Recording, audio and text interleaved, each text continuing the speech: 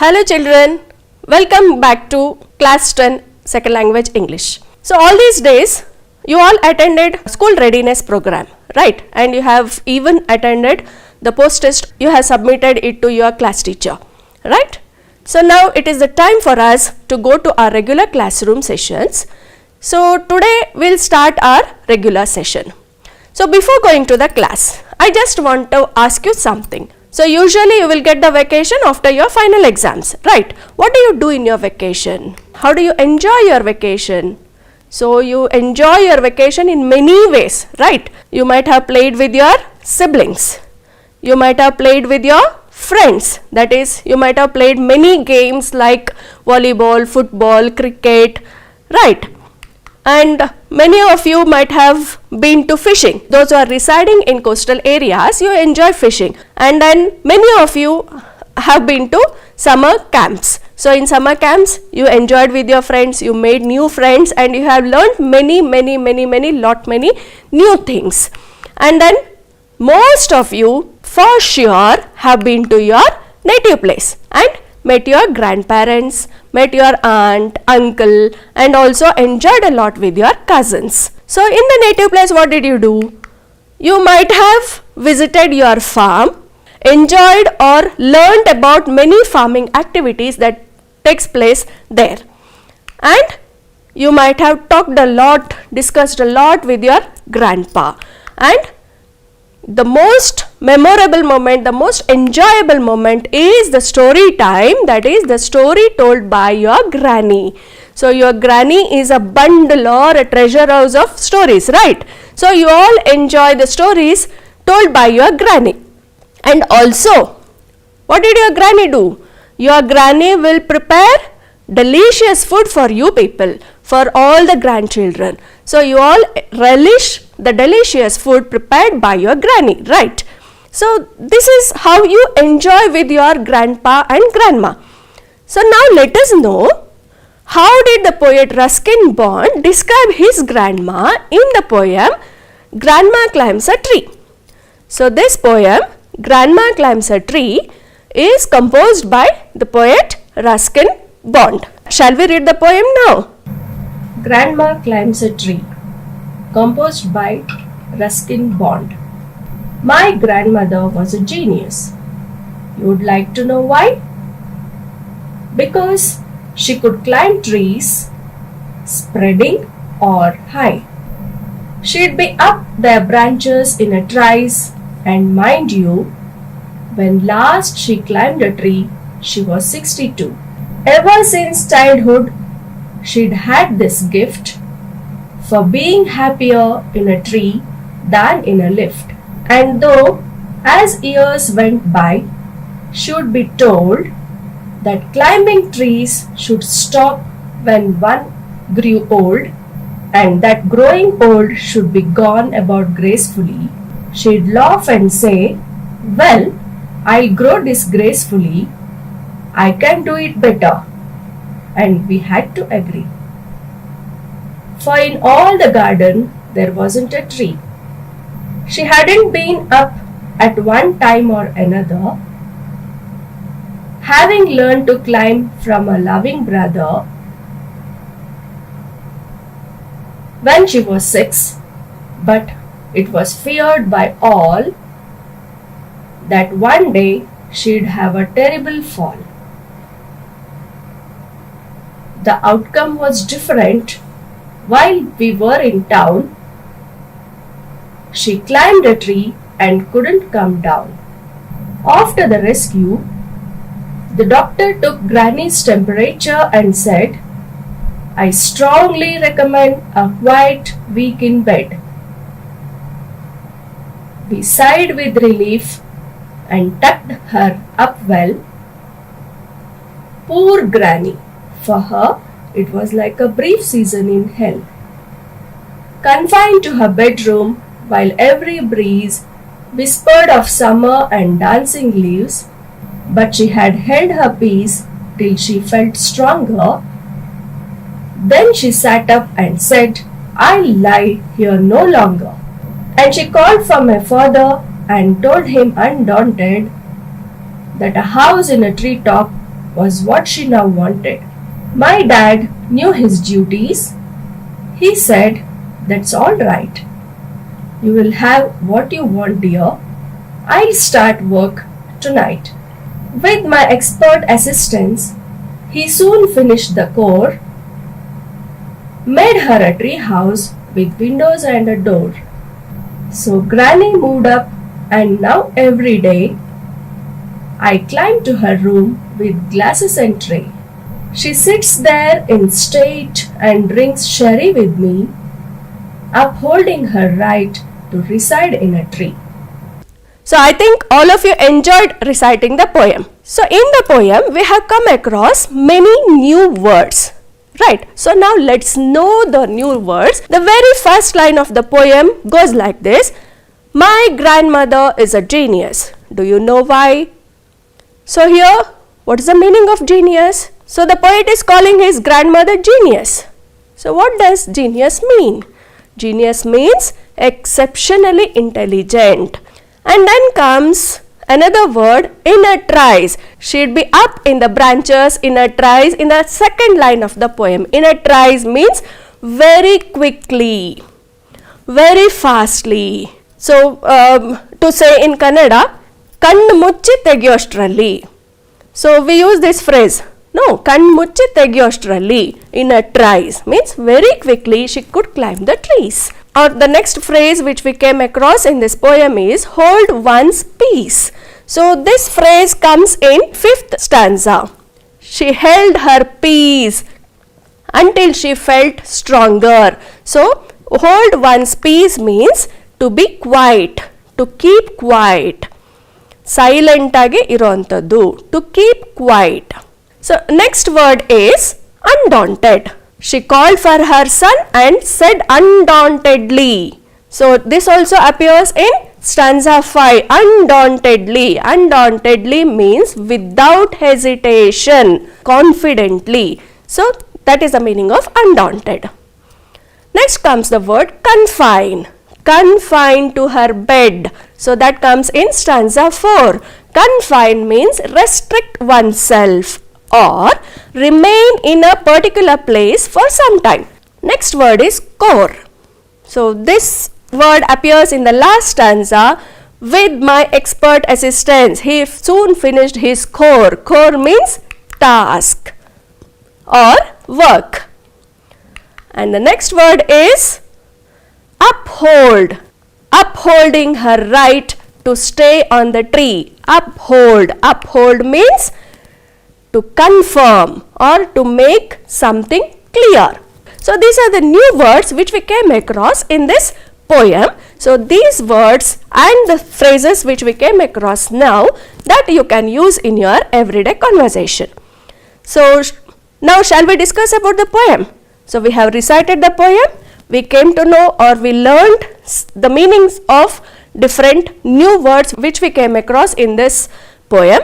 Now let us understand the poem. When we recited the poet in the beginning of the poem says that my grandmother is a genius. So why did the poet call his grandmother a genius? Because what was the speciality of that granny? She could climb any kind of tree, whether it is spreaded or tall, even at the age of 62 years. So what is the age of the granny here? The granny is 62 years old and she could climb up any kind of tree, whether it is a spreaded tree or a tall tree. So that's why poet calls his grandmother a genius.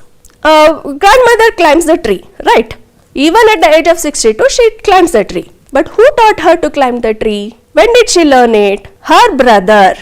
Granny's brother taught her to climb the tree when she was 6 years old. So when she was very small, when she was only 6 years old, she was taught to climb the trees by her brother. And did she like to climb the trees? Yes, she would like to climb the trees. Here in the poem it says that she would be happier in a tree than in a lift. Then what about the family members? What did the family members suggested her? They suggested her to stop climbing the tree and grow old gracefully. It doesn't suit the old people to climb the trees. So stop climbing the trees so that you can grow old gracefully. So this was the suggestion given by the family members to the grandmother. So why did they suggest like this, and what was the fear of the family members? The family members feared that if Granny doesn't stop climbing the trees, she may fall from the tree one day because she is very old. They feared that she would fall one day if she doesn't stop climbing the trees. But what happened? What did Granny do when nobody was there at the home? So when no one was there at home, what happened? The Granny climbed the tree, but she couldn't come down. Anyhow, she climbed the tree, but she could not come down the tree. So that was a problem. She was held up at the tree. Then what happened? Then family members managed to rescue her, and after her rescue, they called for a doctor. So what did the doctor tell? What did the doctor recommend Granny? The doctor, he took her temperature and recommended 1 week's bed rest. So was Granny happy? What is the feeling of the family members? The family members were relieved that for at least 1 week, Granny would not be doing any adventure of climbing the trees. So, but what about Granny? So, how did Granny feel about her one week's rest? So, for Granny, 1 week's rest was like a brief season in hell. She felt that as if she is spending her time in the hell. Naraka samana agittu. Why? Granny was very active. She used to go around. She used to climb the trees. But now what she has to do? She has to lie on the bed for 1 week. So Granny was very sad, and for Granny it was like a brief season in hell. So what did Granny ask for her son? So Granny called her son, and what did she demand? She demanded some unique thing. She asked her son to build a house on the tree top. So this was a demand of the Granny to her son. Did the son listen to Granny? Yes, of course. Son was very dutiful, so he listened to her. So what did he do? He started constructing a tree house. But who assisted the son to complete the task? It is the poet Ruskin Bond. Who is Ruskin Bond? Ruskin Bond is the grandson of that Granny. And Granny asked whom? Granny asked poet's father to build her a tree house. So the poet assisted his father to build a tree house for his Granny. So here in the poem, one line says, the dutiful son. How can you say that Granny's son was dutiful? So Granny's son or the poet's father made a tree house with door and windows for his mother. When Granny asked that she wanted a tree house, immediately son fulfilled her wish. Now Granny's wish is fulfilled, right? Granny had a beautiful tree house. So how did she enjoy her life? So Granny, after she was recovered, what did she do? She moved up the tree house, and every day, what did the poet used to do? The poet used to climb the tree house with food and drink, and there both of them, Granny and the grandson, enjoyed the glass of sherry. So Granny enjoyed her life on the tree house. So did you enjoy the poem, children? So here really Granny is genius, right? So can you recall something about your Granny or grandpa? So this is about the poem. I think all of you have understood the poem and also enjoyed the poem. So now can we appreciate the poem? So the poems are very beautiful. You like to read the poems, right? So why do you like to read the poems? Because when you read the poems, you come across rhyming words. So in the poems, you come across rhyming words. What are the rhyming words? Rhyming words, when we pronounce them, they end with the same sound. So the words end with the same sound. Usually, rhyming words will be at the end of each line of the poem. So in this poem also we find the rhyming word and we call it as rhyming scheme. So what is the rhyme scheme in this poem? In this poem we find couplet. The rhyme scheme is couplet, that is, the last word of every consecutive line rhymes. In some of the poem we see the last word of every alternative line rhymes. So there we call it as A-B, A-B. But here in the couplet we see A, B, B, C, C. Here I have written A, B, B, C, C. Why? Because in the stanza we have 6 lines. So first 2 lines rhyme each other, and then third and the fourth line, that is B, B, they rhyme each other, and next 5th and the 6th line, that is C, C, they also rhyme each other. So here we call it as couplet. Can we identify the rhyming words in this poem? Children, open page number 18 and we'll do it together. So we'll write the rhyming pairs of rhyming words now. The first pair is Y, high. Second pair, U, 62. Third pair, gift, lift. Next, told, old. And then gracefully, disgracefully. I think all of you are writing with me, right? Or you might have marking in your textbook itself. The next pair is agree, tree. Another, brother. And now comes all, fall. Next comes town, down. Well, hell. Said, bed. Breeze, leaves. Stronger, longer. Undaunted, wanted. Right, tonight. Core, door. Day, tray. Me, tree. So I think that's all. We together completed the task of identifying the rhyming words. So please write it in your notebook and show it to your class teacher. Okay, so this is the rhyming words. This is one of the things which makes the poems very beautiful. Next comes another beautiful element which makes the poems more beautiful, even more beautiful, and yes, they are the figures of speech. And in Kannada, what do we call them? Alankaragalu. So what is these figures of speech? They are the poetic devices which make the poems more attractive, more meaningful and catchy. So the first figure of speech, or in this poem we find 2 figures of speech. So the first one here in this poem we learn about simile. So for simile in Kannada we call upamalankara. So what is simile? A simile is a figure of speech that directly compares 2 things using words such as like, as or so. So here we have 2 things which we compare. In Kannada also we have 2 things, upame ಮತ್ತು ಉಪಮಾನದಿಂದ ಹೋಲಿಕೆ ಮಾಡ್ತೀವಿ.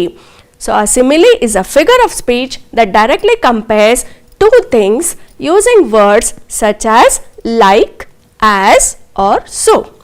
So shall we see some examples? So example 1. The boy crept into the house as quiet as a mouse. So the boy is creeping into the house. How is he creeping? Like a mouse. So here the boy's creeping into the house is compared to the mouse creeping. Next example. We are seeing the clouds here and cotton candy. The clouds are fluffy like cotton candy. So here the fluffness of the clouds are compared with the fluffness of cotton candy using the term like. So the clouds are fluffy like cotton candy. What do we see here? We are seeing snowflakes. How are the snowflakes looking? They are looking like the stars. You may say they are looking like stars, right? And even they are shining like the pieces of diamond. So can we see the line now? So the snowflake sparkled like millions of tiny diamonds. So here the snowflakes are sparkling. How they are sparkling? They are sparkling like the tiny diamonds. So here the sparkling of the snowflake is compared with sparkling of diamonds. So using the word like. So we call it as a simile. So here snowflake is compared with the diamonds. In the previous example, what happened? In the previous example, clouds are compared with cotton candy, and in the first example, the boy's creeping is compared to the creeping of mouse. So these are all called as simile. Now the task for you is to identify the line in the poem where simile is used. So now children, open your textbook and in the poem you search for the line where simile is used. Is it difficult? Can I give you a clue? The clue is, it is in stanza 4. So find out a line in stanza 4 of the poem where you find simile. Have you searched for it? Yes, that is the line. Which is the line? Poor granny. For her, it was like a brief season in hell. So for poor granny, it. What is it here? 1 week's rest. 1 week's rest was like a brief season in hell. So granny is comparing that 1 week's bed rest to a brief season in hell. So the next figure of speech used in this poem is personification. So what is personification? Here we are finding the word personification. Person. Person means a man or a girl or a person. So personification is the figure of speech where human qualities are given to animals, objects or ideas. So can we see some examples? Yes. So in this picture, what do you see? Houses. How are the houses? They are in a line. The houses lined up the street silently watching the people walk by. They are in a line, just like we make a queue. So they are in a line and they are, what they are doing? They are silently watching the people walk by. Silently who watches? Human being. Silently watching attribute is given to the houses. So the houses are personified here. So in this example. Next example, the sun peeked happily from behind a cloud. So we see a cloud and from behind the cloud the sun is peeking. And whose quality is this? Who peeks? Usually human beings. So this is the common attribute of the human beings. So sun is peeking like human beings. So the sun speaking is personified here. Next example, the trees danced back and forth in the wind. So the tree is dancing to the wind, right? So how it is dancing? Back and forth. Who dances usually? Human being. So here the tree is dancing in the wind. So tree is personified. So now the task is to identify the line in the poem where personification is used. Shall I give you the clue? Yes, the clue is again you find personification in stanza 4. So come on, go to stanza 4 and find out the line where personification is used. Yes, you are right. The line is, while every breeze whispered of summer and dancing leaves. So the breeze is whispering.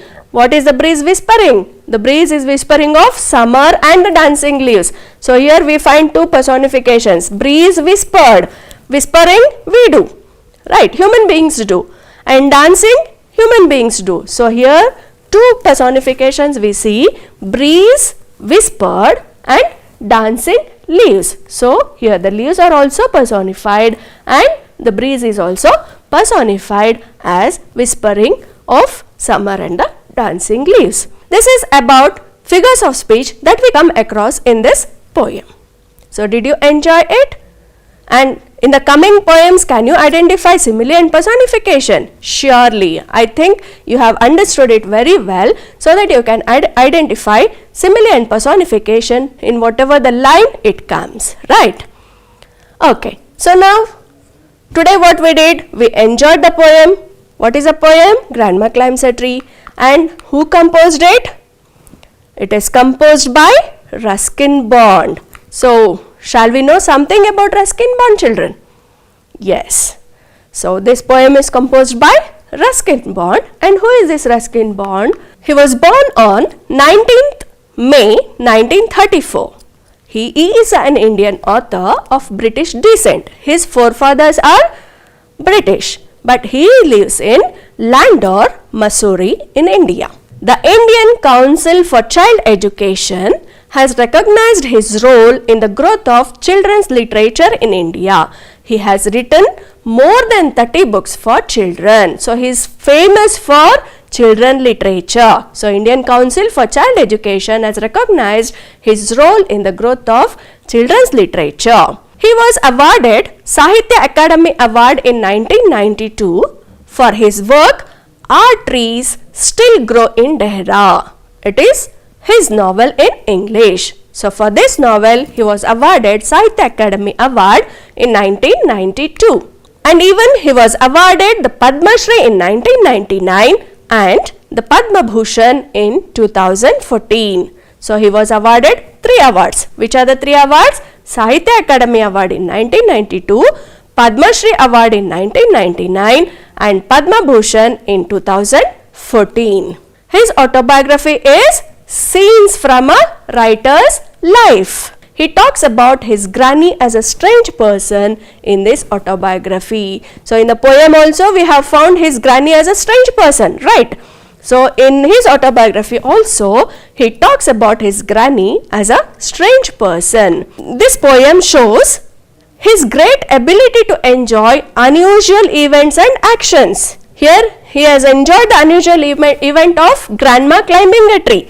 So, this poem shows his great ability to enjoy unusual events and actions. Now, let us see what are his famous works.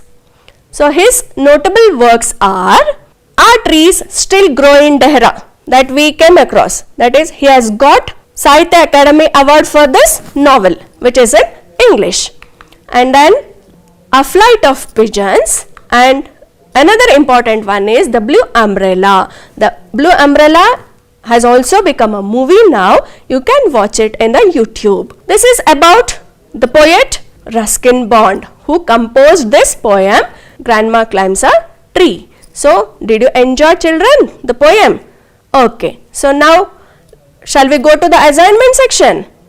Question number 1 is, in what way your grandma is special to you? Discuss. You have to write a few lines about your own grandmother, about special features, special characters, whatever you like in your grandma in few lines, in a paragraph. And in the poem, the poem says that poet's father was dutiful. How did he show his dutifulness? That you have to write. Next question, how did grandma enjoy her life on the tree house? So, these are the questions for you for today. Answer all these questions in a notebook and submit it to your class teacher. For more questions and for more answers related to this poem, you please scan the QR code which is there on the top of the poem in your textbook. There you will get, means it will open in Diksha application. So, install Diksha app in your mobile phone beforehand, and when you scan the QR code on the poem, you will get many questions and answers related to this poem, right? So, take down all the questions and answers in your notebook and submit it to your class teacher. And I hope all of you enjoyed the class. Thank you.